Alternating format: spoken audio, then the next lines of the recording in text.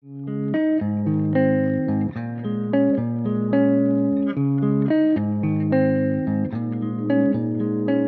guys, and welcome to episode 167 of the OCDstories.com podcast. Now, in this story-based episode, I chat with Matt Shoobridge and had a wonderful conversation with him, so I'm excited to share that with you. But before that, today's episode is sponsored by huddle.care. You may recognize huddle.care from episode 166 of the podcast, where I interviewed the founder, Dr. Maggie Perry, about huddle.care, group therapy, and also teletherapy. Huddle.care is an international online community for anxiety and OCD treatment. Engage in group therapy, benefit from social support, and get quality care from a licensed psychotherapist. Huddle.care brings together the quality care offered by highly trained licensed psychotherapists with the benefits of social support, resilience, self-compassion, and collective hope. Visit huddle.care/OCD to find out more about their packages, including free community time and weekly group therapy sessions, all done over HIPAA-compliant video conferencing. If you've done ERP before, but you find you could benefit from regular top-ups and support from a trained professional, then huddle.care may be for you, as they offer affordable ongoing treatment. For a discount off the first 2 months, please head to huddle.care/OCD. That's huddle.care/OCD to find out more. So thank you to them for sponsoring the show. And without further ado, here is my conversation with Matt Shoobridge. On the podcast today, I have Matt Shoobridge. Matt has kindly agreed to share his OCD story with us. Welcome to the show, Matt. Hello, Stuart. Thanks for having me on. It's good to have you here. And as you know, I always ask people kind of what their OCD story is. So in as little or as much detail, it'd be good to hear that. Okay, well, it's quite a long journey. And if I think about where it started, it's a hard one, really, because I'm not sure whether I've always had it. And probably, like a lot of people, you question, was I born like this, or did life experience, that nature or nurture? So I feel that the first time I can remember having thoughts or feelings that I really didn't want was when I was 8 years old. And I'm not one of these people who can sort of remember back to I was like 5 years old, but I remember this very clearly, that I got home from school one day, and I sat on my bed in my bedroom, and I remember thinking that things can't be the same again. Things aren't right. Now I've gone back over that many times over the years, and I thought to myself, well, did something terrible happen? You catastrophe. I'm a black and white thinker, catastrophizer. Oh, what could have happened so badly to me that made me feel that bad, that things couldn't be okay again? But the more I know myself over the years, I feel that it was just probably a bad day, just something happened at school. I mean, if it would have been anything terrible, definitely with my mum and dad being as open as they were, I would have told them. So it just, I feel, was that first time that maybe around 8 years old, you start to become very much aware of you as a person, that your brain's developing, and you sort of think about life and death. And I think that's when my brain first kicked in. But there were traits definitely before that. My parents tell me that I was very organised and tidy, and my bedroom was always neat, and my sister was like the opposite to me. She was quite had a messy bedroom. Now, it's one of them ones people say, oh, well, I'm a bit OCD, I've got a neat bedroom, or I'm very tidy, but I feel that the main difference was that I was trying to use physical things to control the way I was feeling in my head. So obviously I was feeling anxious. I can't remember exactly what I was feeling, but it would have been anxiety. Things couldn't be okay. This was upsetting me. So I was trying to use physical action. So I imagine that was probably my first sort of form of compulsion. Yeah. Just to give a bit of background really about this sort of nature or nurture thing. I grew up in North London in the 1980s.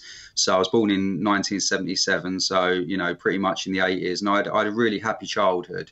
I think I lived in quite a lucky time where you had all the computer games, you had the, sort of Sega and, That's it, yeah. So you had all that. So I was very lucky, but you also were still out on your bike with your friends, and so you had that really nice mixture. And my mother and father, like I said before, they were very loving, very open, and they were all for their family. So I felt very loved and nurtured, and I was very, very fortunate in that way. But yeah, I don't really know what happened. You'd have thought that I'd been a really, really happy child. And there was times, I mean, we went on lots of nice holidays and I can remember lots of happy times. But as I say, when I was 8 years old, I had this, memory that things wouldn't be the same. And I also look back and like a junior school. Now I'm only hearing more recently that this could be linked into it, but I can remember it's quite embarrassing, like most things with OCD. But I'd be in the queue for the assembly in the mornings, and I'd feel like, oh, I have to go to the toilet quickly, and I'll go to the toilet, come back. And then I feel, oh, what happens if I want to? And I think it was this, again, it was this thing of having a thought that wouldn't go away. So I thought, well, if I go to the toilet once more, I think some kid may have wet himself or something. And I thought, well, I don't want that to be me. Yeah. So I latched onto it. So there were things like that. And there was also, I remember saying to my mother quite clearly that I was thinking about thinking things. So at the time, that's a very like childlike way of saying you're worried about or you're concerned about your thoughts. So yeah, there was all the traits of it. And I remember another thing as a child that my mother's auntie, because I was one of these little kids who my parents would think that I was in bed, but actually I was kind of running around the house, getting up to all sorts. So I heard my mum and dad talking about my mum's auntie who had schizophrenia. Now, I was convinced after that I was going to hear voices, and I never did. But it was the fear and it was the dread. And I don't know how many weeks that went on for, but it was definitely, again, a very young version that I was getting a sort of a thought trapped in my head. And I was convinced that that would happen to me. So, I mean, going through into my teenage years and that, I had probably like all the stereotypical things like checking and counting. And see, I tried not to be over prepared for this today. I was just going to wing it. But my OCD definitely kicked in, and I've got quite a few notes here. So I probably won't be able to say them all, but just in case I totally go on a mind blank. So, yeah, it's I've definitely done the checking of switches and stuff like that. And it would be this feeling, and I think maybe a lot of people could relate to me with OCD. I did things until they felt just right. So whether that was touching something in a certain way or counting numbers with certain numbers feeling bad, like if I stopped on that number, that my family would be in a bad accident or someone would die or they get ill. So there was this real thing of like, if I don't do this now, something bad will happen. And and it's the what if, isn't it? The 0.1% chance. And so I was definitely in that cycle, and looking back on it as well, and I still do get certain traits of that now, but luckily enough, I can sort of say, well, I can live with the uncertainty. It can feel uncomfortable, but I'm sort of well informed enough now to know that if I do have a fault like that, I can go, well, look, that's not gonna, I know logically that's not gonna make it better. But I think what my brain was doing, and probably a lot of people with OCD, it was trying to wind back the clock. It almost like, if I think about any intrusive thought, any compulsion I had over the years, it was like, you can't accept that you've had that thought. You can't accept that it feels that way. So I feel that I was trying to rewind back and do it until it felt okay, and then I could move on. And obviously that's what catches you in that cycle. Yeah. So that feeling just right thing really was a big theme for me.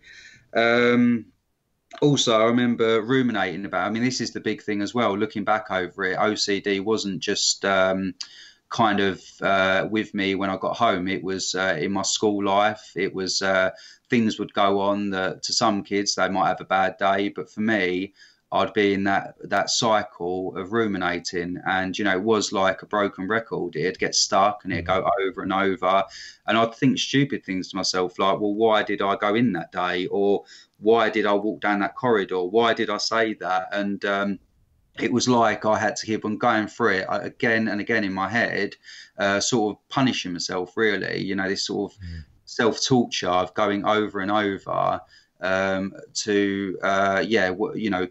what could I have done? And obviously looking back on it, a lot of things you can't, we're not sort of fortune tellers, Yeah. I think people with OCD would like to be, but unfortunately, we can't. And even if we did, it would OCD's crafty. It'd find a way, wouldn't it? Absolutely.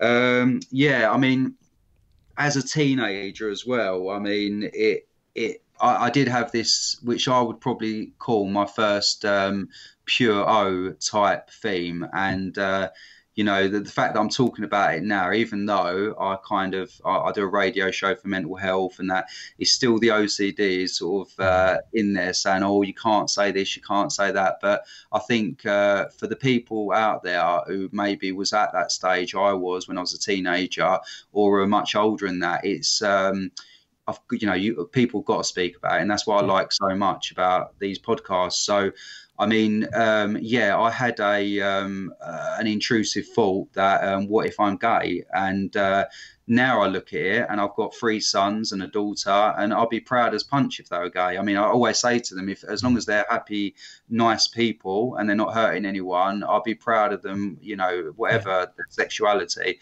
But for me at the time, I believe, growing up in North London, and I thought, will it be the worst thing ever? What if this was the case? And also the fact that I knew deep down that I wasn't. So it was like, well, why am I feeling like this? So it was that whole questioning thing. And it got really awkward. I mean, it got to the stage where kind of I couldn't like look people in the eyes and stuff like that. But I think, I was probably only around 13, 14, but it really did upset me. And which I look back on now and I think, well, why could that upset you? But I suppose that is the thing with OCD. It's it will get to you in the way in the most hurtful way it can. Yeah. So now it doesn't bother me. And, if I was gay, brilliant, I'd be proud to be. But, unfortunately, I'm not. And we'll say unfortunately, if it come out wrong. I've got 4 kids. So but anyway, I'm confusing myself now. But, what I'm saying is if any of my kids were, and I've got friends who are gay and stuff like that. So, I think brilliant and all power. So it's that thing that I know, like Chrissy Hodges talks about a lot, that you don't want people to think that you're homophobic, because it's actually not the case. It's just the fact that you are questioning, a bit like if someone was gay and they kept on questioning, well, am I straight now? I've just got married, say a lady who's just got married to another lady. Do I fancy men now? And it would be not nice, because they know deep down, and it's the whole thing of questioning who you are. So, that was my first kind of pure O thought, I imagine. Not that I knew that term back then, or even had an idea of OCD, that is. But I think, going through my teenage years and that, it really impacted me. And I went from being quite a confident, happy-go-lucky kid. I mean, I did adverts, I did commercials when I was younger, and I was always very, very confident. And I feel that the OCD slowly chipped that away, because constantly I was thinking, well, I'm not a good person, or I'm not, I'm different. I felt lonely. I felt like, well, this, I think for many years as well, I thought, well, this might go away. And, looking back on it, that's probably one of the most hard things of all, because every time I genuinely thought this is going to go away, or tomorrow I'm going to wake up and it's going to be gone. And if it had done, brilliant, but it doesn't. And I feel like a little bit like that film Groundhog Day with Bill Murray. And, every day you kind of wake up and you think that it's going to be over, but it's not. It comes back with vengeance sometimes. It was very, I mean, being a teenager is quite hard anyway, but I feel having that layer, adding that layer to it makes it particularly scary. And, I think you feel, everyone feels like a bit of a misfit sometimes. And I think adding that to it, like, oh, I'm a terrible person, or I'm not a good person, then I think that really does start to affect your self-esteem. Yeah. So, I mean, as an adult, I felt that, I mean, in my later teenage years, I kind of tried to sort of cope with it really by probably fitting in, and that was with the wrong crowds. And I would it's part of who being the teenager in the 90s. I mean, I was going to raves, and there was sort of some drug use, but I feel that the main thing with me was that I was trying to look for a self-medicate. And, I just really wanted to find something that would take this overthinking away all the time. So yeah, I kind of got in with the wrong crowd for a while, but I found like obviously these things get worse. It makes it worse, if anything. For the little kind of window of relief you might get, you have to pay for that 10 times over. So I found that didn't work, and then by the time of 18, I'd met my first, I'd say, proper girlfriend. I don't know, I'd had lots of girlfriends, but first proper girlfriend. And yeah, I become a dad at 18. So it was quite a big time, because I was sort of transitioning from that kind of going down the wrong road. But then all of a sudden, I had this little life that I had to, I had a bit of hope there. But it also come with a world of responsibility. So I remember us doing up our first flat and moving into it, and then this little baby's born, and like the OCD even kicked in then. Oh, if something's going to go wrong, something's going to go wrong with the birth. It's, I had this impending doom through the whole pregnancy. But no, it went okay. Everything was fine, and we moved into the flat, and like I'm holding this little baby, and then I feel that this was the second sort of intrusive thought in the form of Puro, because all of a sudden I had this overwhelming feeling, well, look, I'm totally responsible for this child. And what would be, the worst thing is if I harmed this child. And at the time, there was a lot of stuff in the media with like paedophiles and stuff like that. And I think I even knew a friend of a friend who said that someone had been found out to be a paedophile. And I feel that was, for me, the scariest thing of all. It was the thing inside of me that I thought this would be like the worst ever. So, some people like, will think of stabbing someone or stuff like that. But for me, it was that, because I thought, well, this is the worst of worst. And, I had this intrusive thought, and like, I suppose, I can't really blame myself, but I felt disgust. I felt anger. I felt like I don't want to think this ever again. I don't want to ever have a thought like it. So it come back at me, obviously, again and again and again. And I've definitely been one to sort of still expose myself, and I've known that. If you just sort of limit your life, and say I would have broken up with my partner at the time and gone and lived out the way somewhere and never seen a child again, that would have been making things 10 times worse. But like I said earlier, I've gone on to have 4 children, and I've got great relationships with them all. But I must admit, it's this sort of Puro, or I know now it's all OCD, but it goes along with you, and it seems to kick in all the times in life where you should be the most happiest, like the birth of your children. When I got married, my honeymoon, it always comes along and sort of goes, look, don't think that your things are going to be too good here, because I've still got power over you. And I mean, it was a living hell really for many, many years. And I'm 41 now, and it was only really in my 30s that I even kind of related it. I mean, I knew I'd had OCD, I knew I'd had traits of it, definitely. But I think this is the thing with OCD. I would always say, well, yeah, that's OCD, but how can having terrible thoughts be OCD? That must just mean I'm a terrible person. And that was the thing that really caught me. And I didn't really have an answer for it. I'm one of these people who I like to come up with answers to things, like a lot of people with OCD, but I couldn't come up with an answer for that. I thought, well, how does this relate to OCD?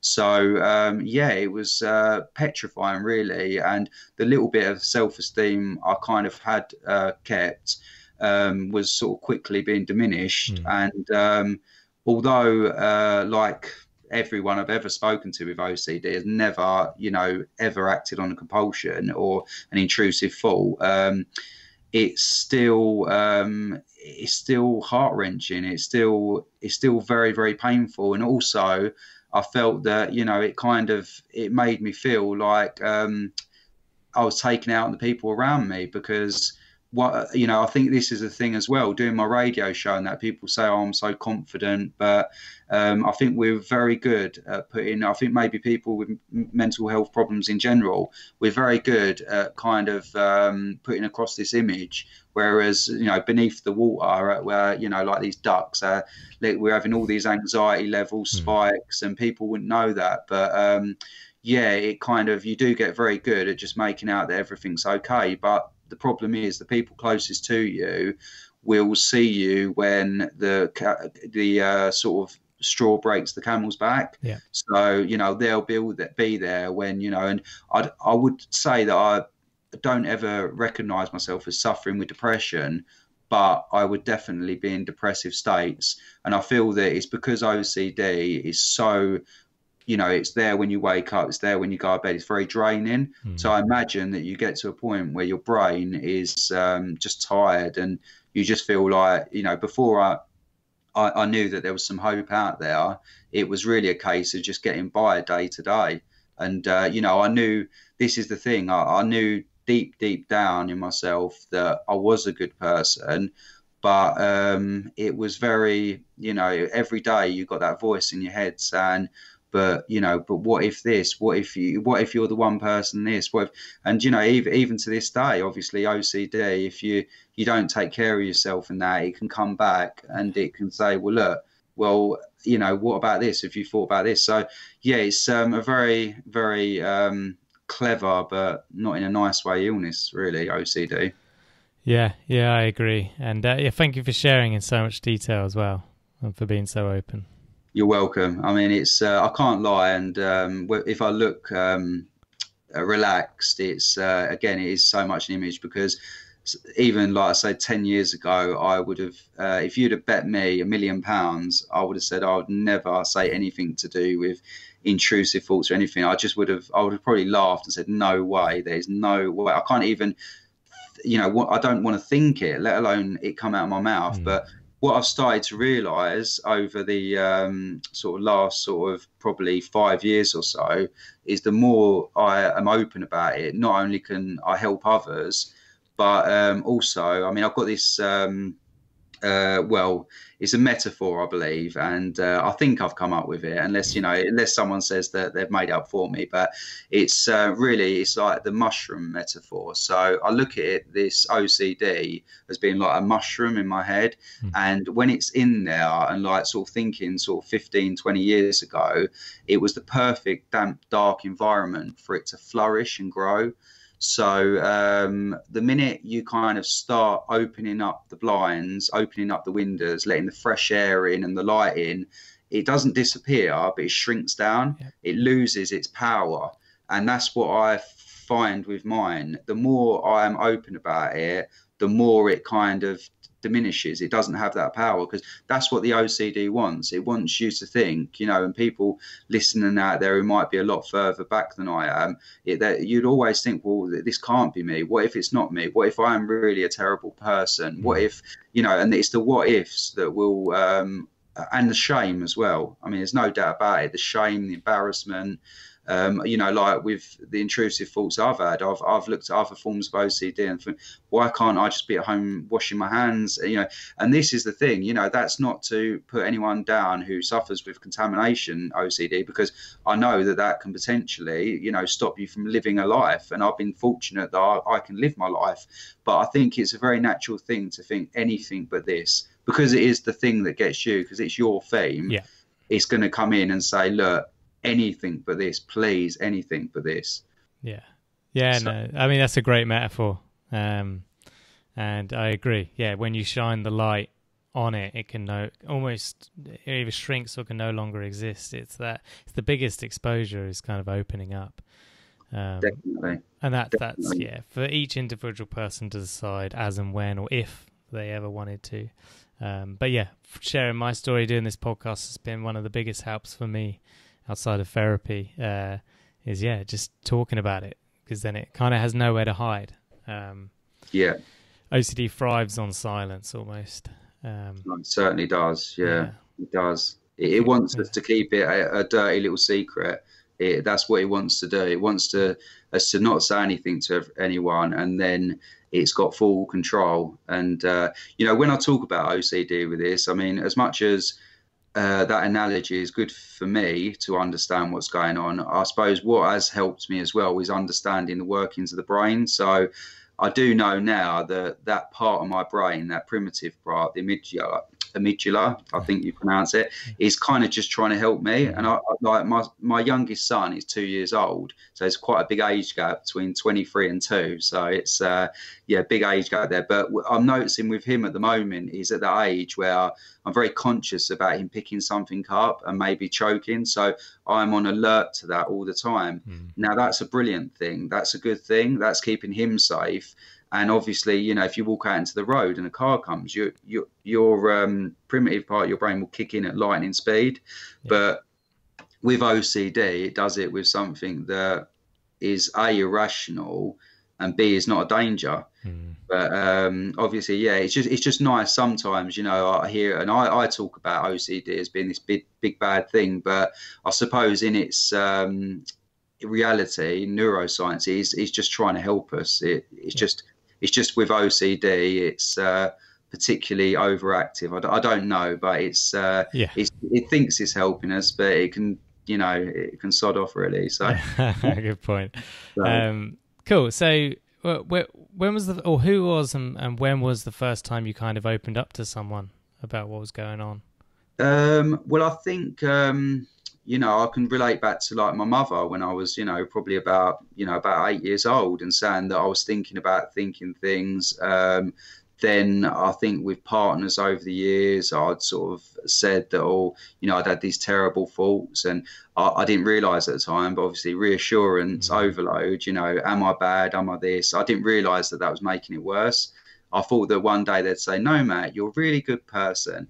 And then, then it'd all go away. But actually, it just fueled it even more. So, but every stage of that, it was hard. And even my wife, now we've been together 10 years. And in the first probably 6 months of going out of each other, dating, I kind of felt like I had to sort of be quite straight with her.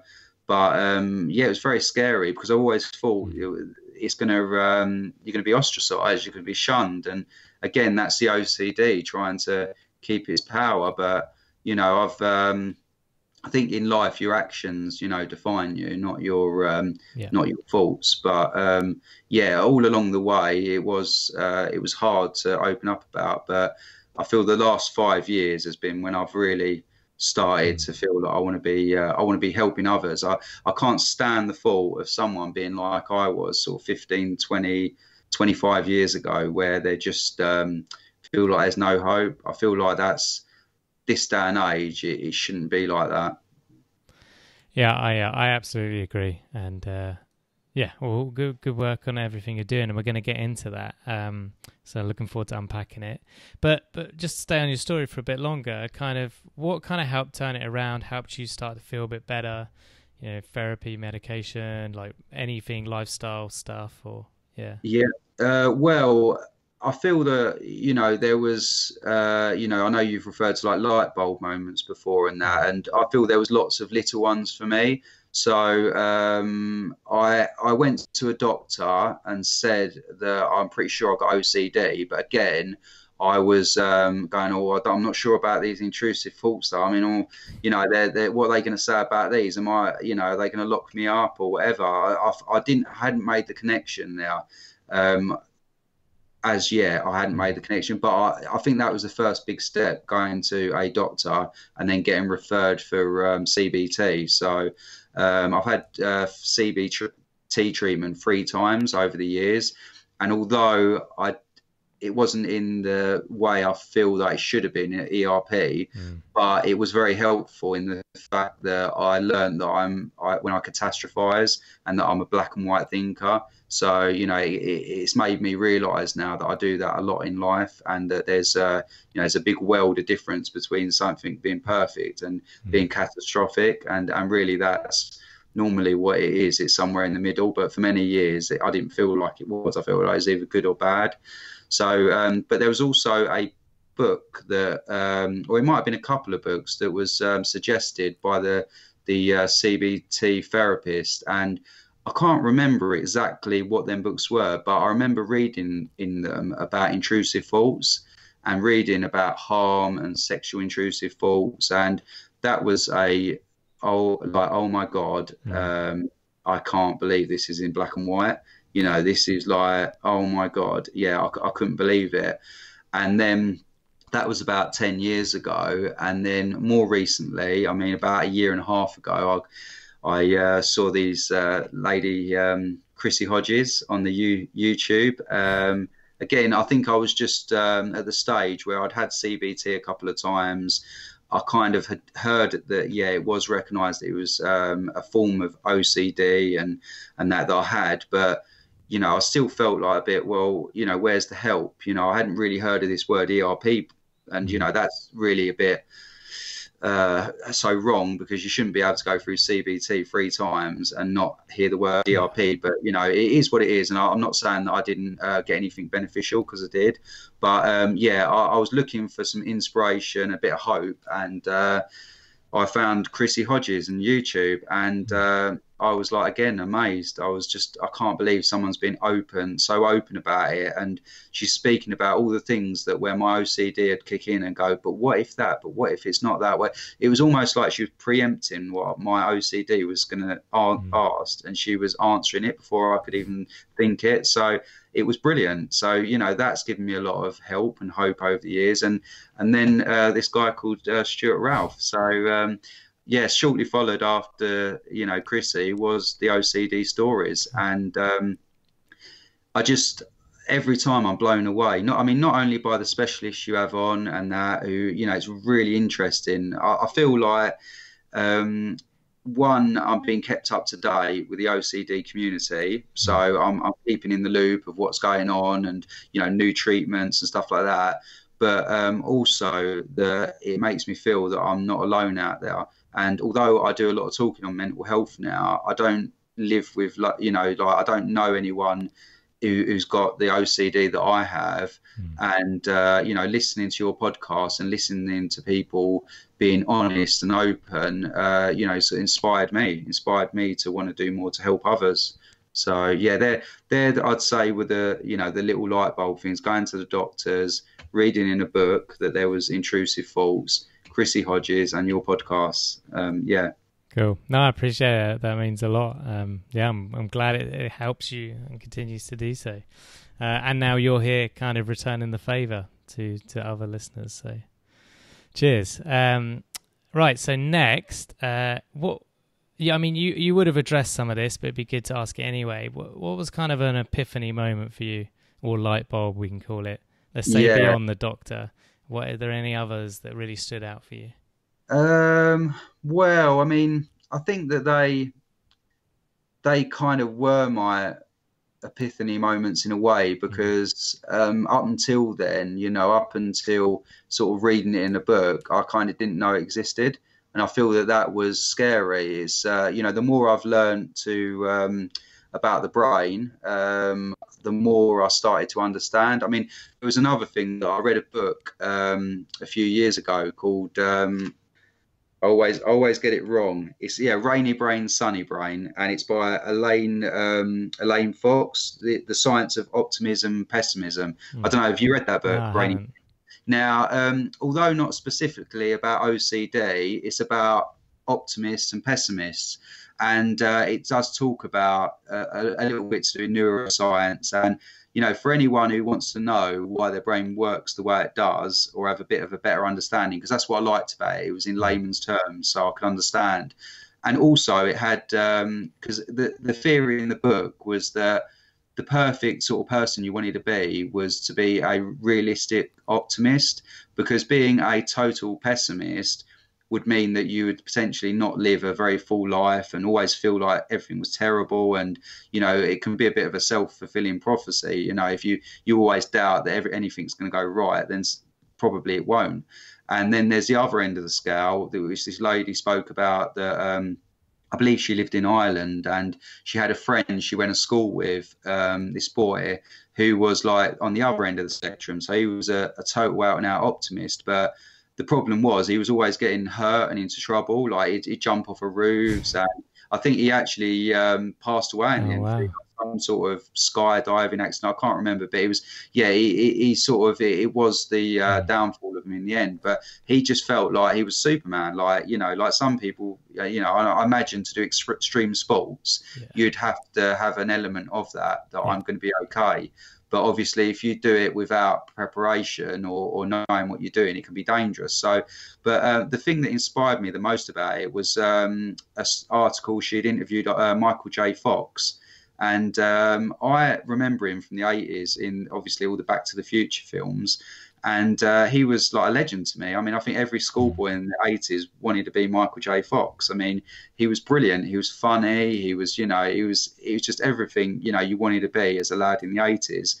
But all I'd heard is that he'd got this Parkinson's. So I had this very sort of sad feeling when I thought about Michael J. Fox, like, oh, how, you're just going to hear one day that he's passed away. And, I just felt this very sadness. But when she interviewed him, it turns out that he is the epitome of a realistic optimist. Mm. And although he gets down about his illness and, he'd rather not have it, he always, clings on to the fact that he's got all the tools in his head, which I feel that he probably feels like he's been born with or blessed with, but he can deal with anything life throws at him.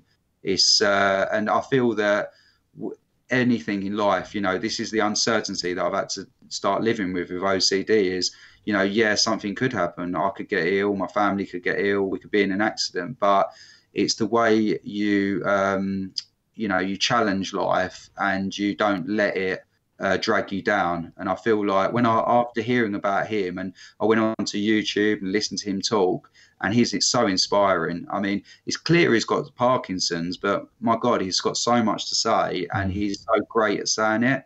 And he really is at the forefront of trying to promote that there's more investigation into it, in the treatment side. So he does believe there can be a cure out there, like all illnesses. So yeah, that book I think was very inspirational. I got to start realizing how the brain works the way it does. Cool. Yeah, and I'll put a link to that in the show notes if anyone wants to check it out. Yeah, that sounds great. Okay, so similar question, but on the flip side, was there a big roadblock, and if so, what was it, and if so, how did you overcome it? I think it's probably the coming back to reality after the epiphanies. I think when you've had this sort of moment where you go, wow, you're so inspired. Obviously, life will kick in at some point, and that's another thing. I mean, life will always be there. There will always be challenges, and I've started to realise that as much as I used to think, well, if I could get rid of the intrusive thoughts, I'll be the happiest man alive. I actually realise now that the intrusive thoughts are only half of it, and that it's actually the life experience and the work and family life and how I deal with that.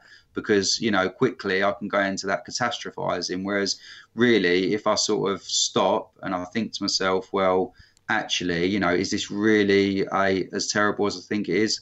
Every time, no. Every time it's not. And I think mindfulness has helped me with that as well. I've been doing a mindfulness course, which I was a bit skeptical about at first, but I genuinely think if you can kind of just allow them thoughts to come in and not fight them and accept the feelings, accept that we are. I mean, a great quote I heard, it was only a few weeks ago.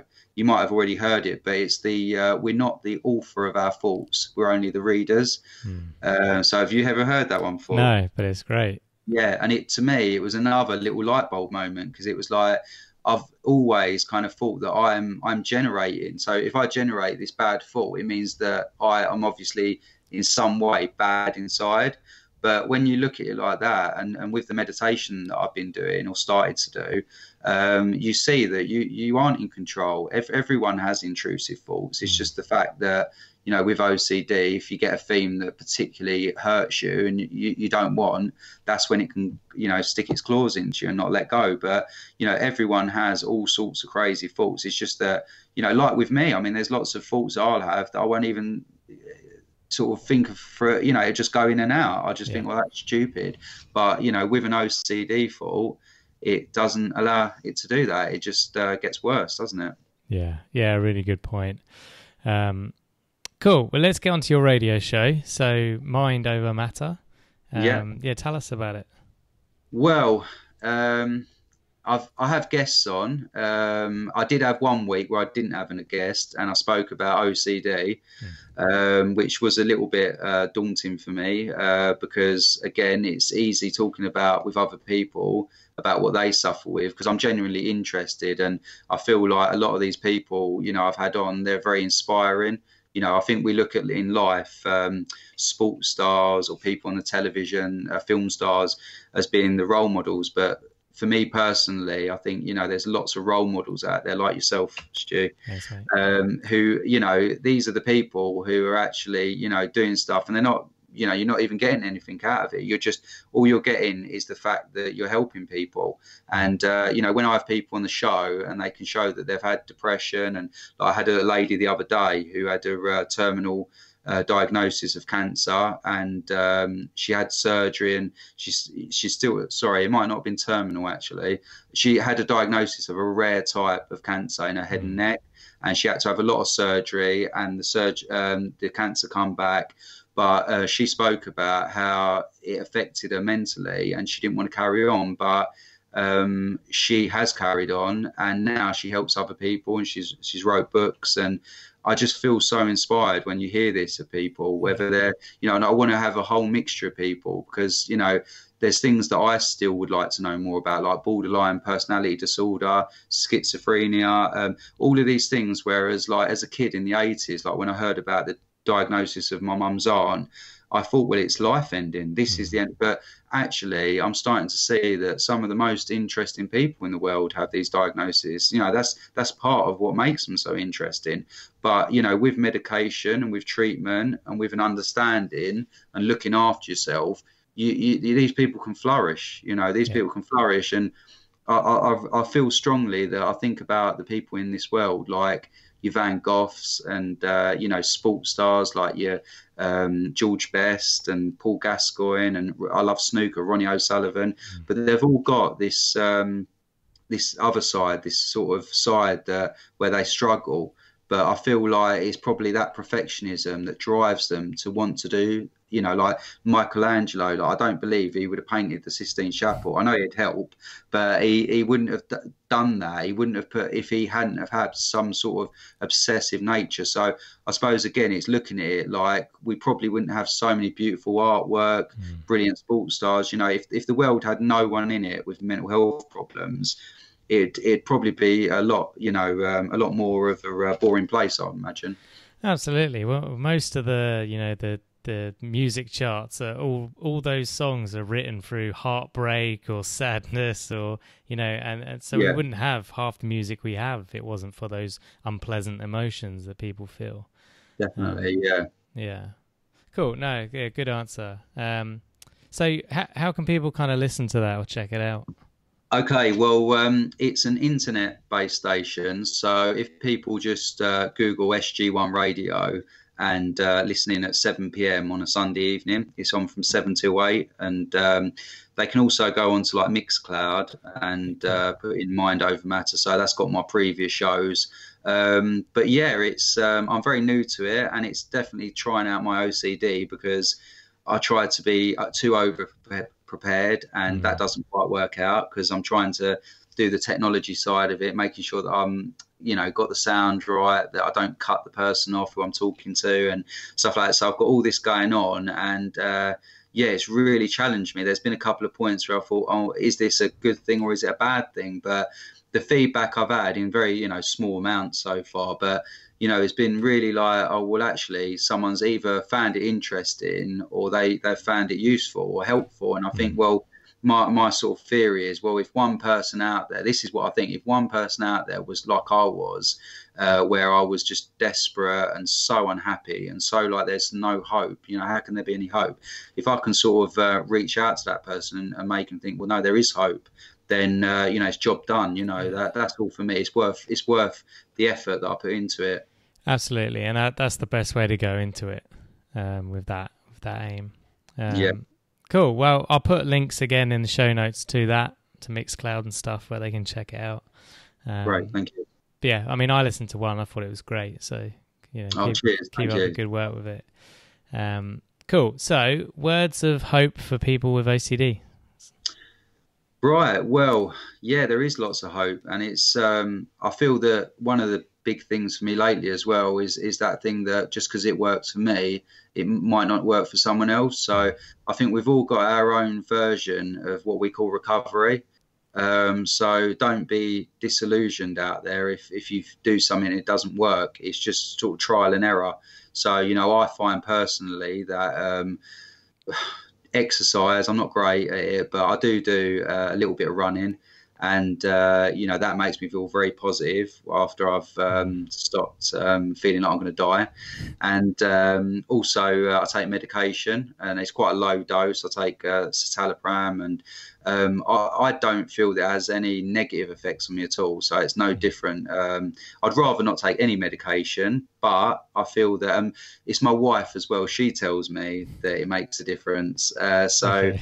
I think it's what it is. When we first moved in together, I would have these real, I'd sort of work up to a level of anxiety, and then I'd have a real dip, and then I'd be like going to bed, and, she'd see that side of it. Like I didn't want to go on.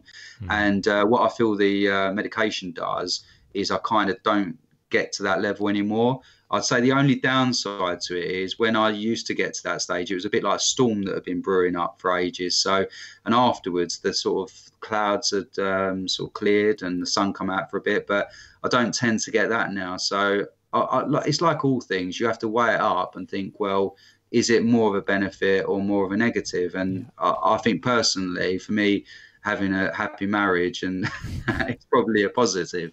But so there's medication, there's running.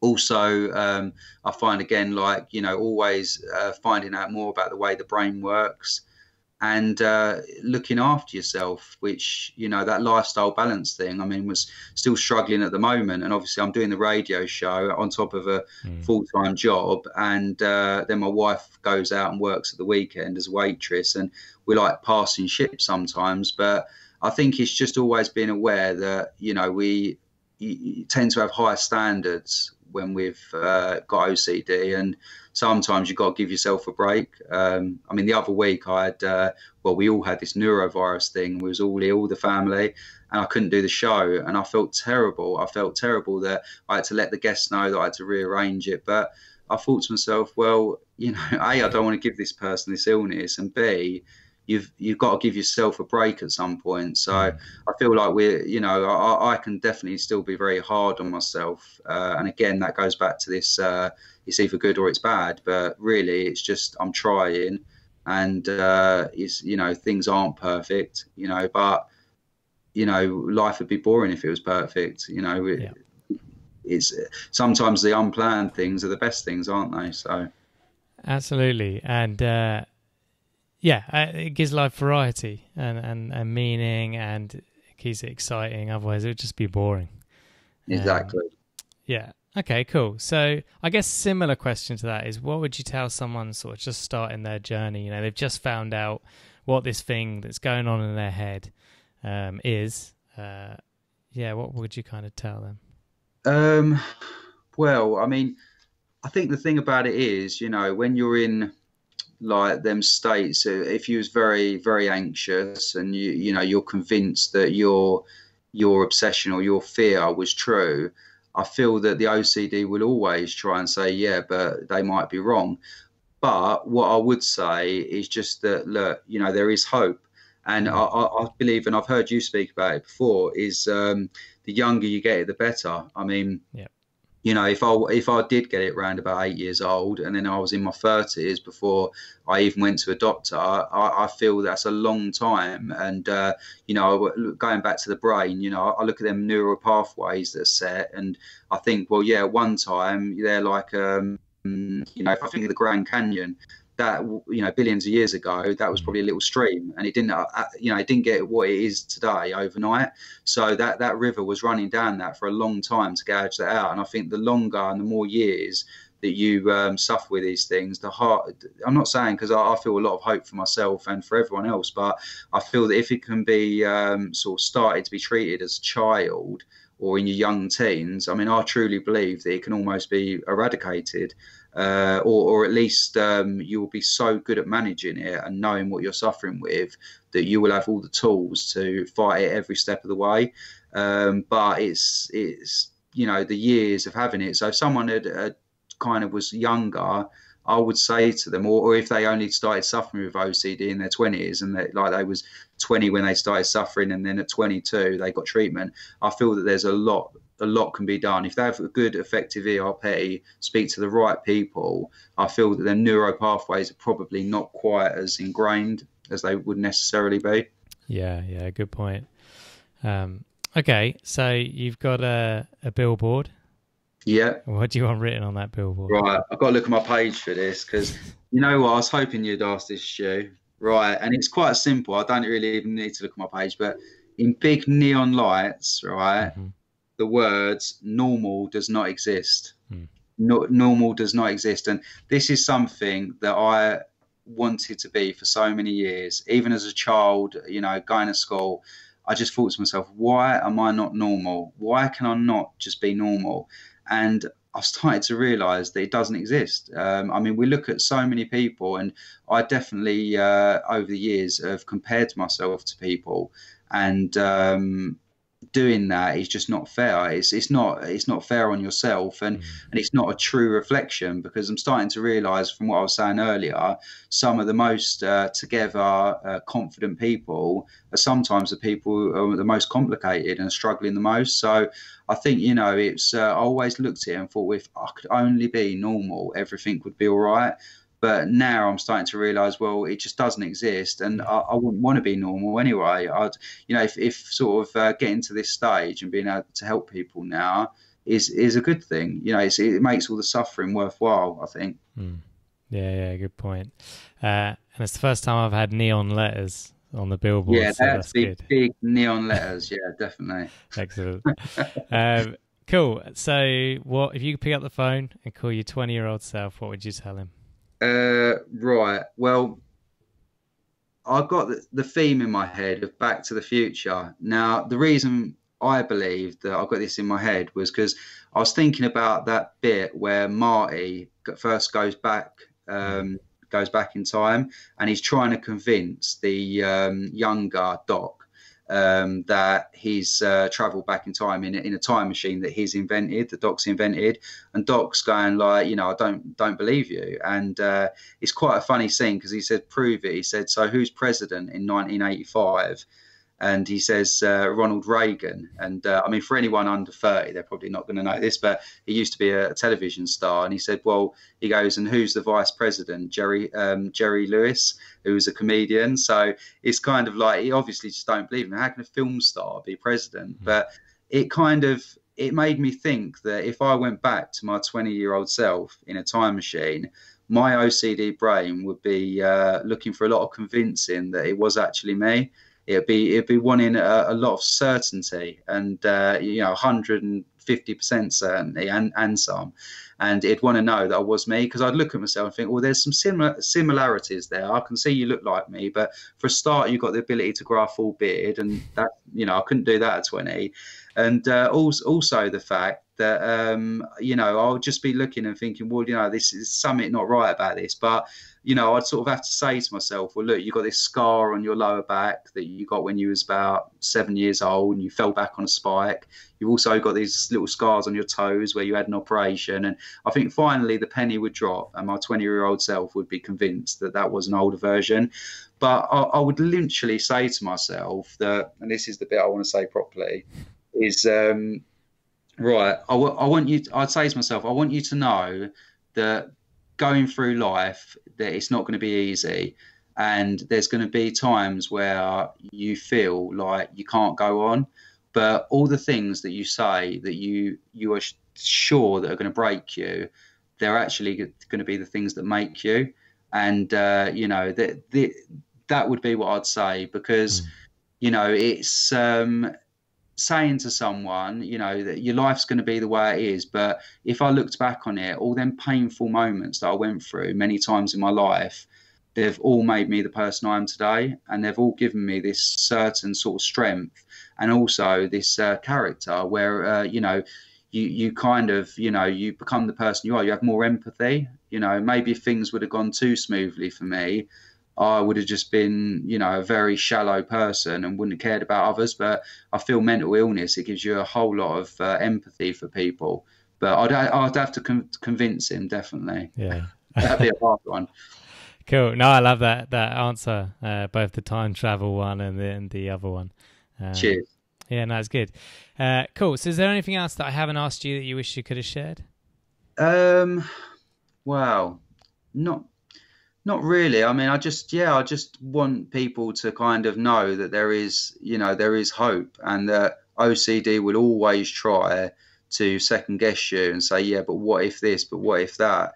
And even these days where I'm so informed about it and I've had treatment, it still will try to drag you back. But if you sort of hold on to them things that why it's doing it, and the way it works, and be as open about it. People might not be able to sort of do what I've done and go on a radio show, but it doesn't need to be like that. People can just kind of talk to their friends. I mean, this is the thing. I've got friends who I've spoken to, and they've not got OCD, but they've got other forms of anxiety. And the more honest I am with people, the more that people are honest with me. And especially, I mean, I know a lot of women keep things as well, but I think with this guy thing, it's a little bit like, I've got to be, I've got to be tough, and I've got to be all like that. But I think what I want people to know is that is just making the situation worse. And I mean, one of these things to do with nature and nurture, my grandfather on my father's side had psychiatric problems,